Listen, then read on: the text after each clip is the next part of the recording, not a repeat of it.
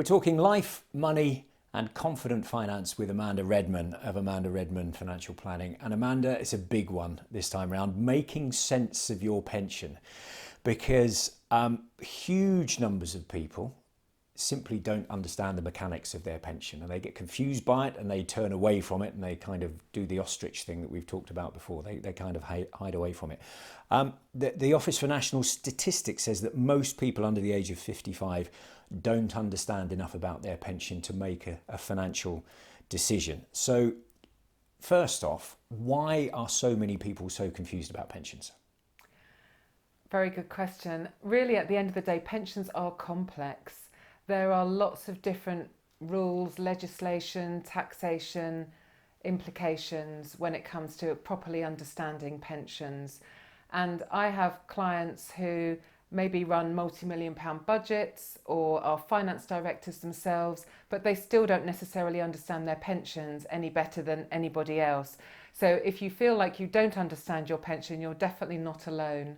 Okay, but that doesn't mean that just because you're not alone doesn't mean you shouldn't do something about it. You really do need to get a grip of it, don't you? Yes, yeah, it's definitely a good idea to not only understand what your various pension pots are truly worth now, but also have a good understanding of what they are likely to be in the future when you're going to want to start taking the money out.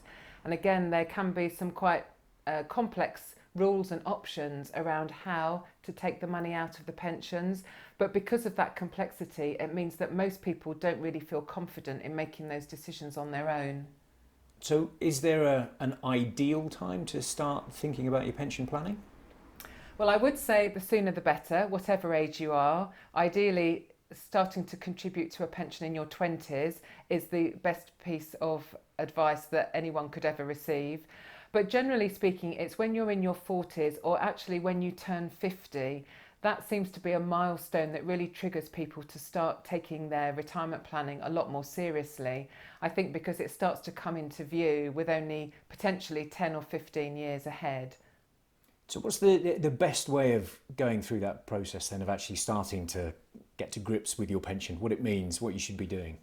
Well, the start point is to see what you can determine yourself in terms of old pension statements. Make sure you know where all your pension pots are. Make sure if you've moved house and changed address that any previous employer and any previous pension that you've accrued does have the ability to contact you.